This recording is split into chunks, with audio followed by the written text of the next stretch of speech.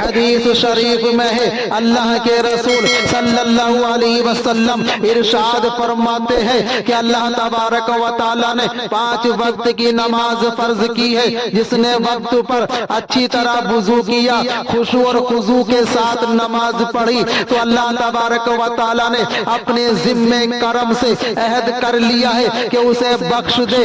دوسری جگہ اللہ کے پیارے حبیب صلی اللہ علیہ وسلم ارشاد فرماتے ہیں کہ نماز جنت کی کنجی ہے.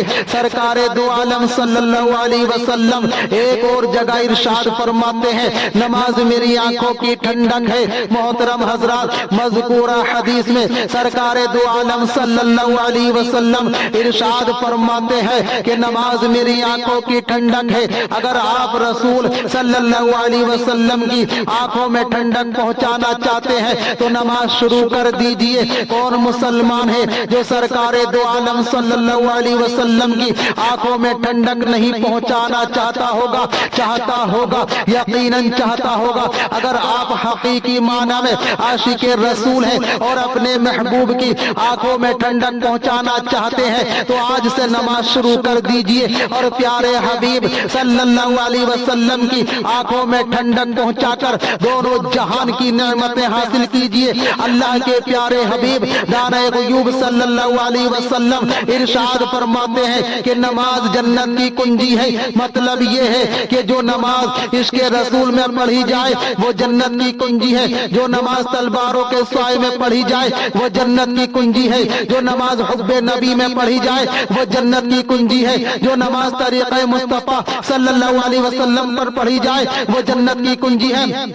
جو نماز رسول کی یاد میں پڑھی جائے وہ جنت کی کنجی ہے. جو نماز ادائے مصطفیٰ پر پڑھی جائے وہ جنت کی کنجی ہے. مگر جو نماز عشق رسول کے بغیر پڑھی جائے وہ نماز بارگاہ الہی میں قبول نہ ہوگی. جو نماز ذکر مصطفیٰ سے خالی ہوگی وہ نماز جہنم کی کنجی ہوگی.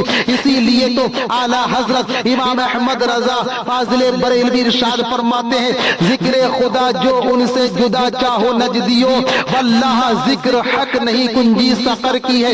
برادران ملت اسلامیہ، معلوم ہوا کہ نماز عشق رسول میں پڑھنی چاہیے، ادائے مصطفیٰ پر پڑھنی چاہیے، طریقہ مصطفیٰ پر پڑھنی چاہیے. حضرت انس رضی اللہ تعالی عنہ سے مروی ہے کہ سرکار دو عالم صلی اللہ علیہ وسلم ارشاد فرماتے ہیں جس نے 40 دن نماز فجر اور عشاء جماعت پڑھی اس کو اللہ تبارک و تعالی 2 براتیں عطا فرمائے گا، ایک نار سے، دوسری نفاق سے. ایک دوسری جگہ حضرت ابن عمر رضی اللہ تعالی عنہ سے روایت ہے کہ سرکار مدینہ صلی اللہ علیہ وسلم ارشاد فرماتے ہیں جو مسجد میں با جماعت 40 راتیں نماز عشاء پڑھے کہ رکعت اولا فوت نہ ہو تو اللہ تعالیٰ اس کے لیے دوزخ سے آزادی لکھ دے گا.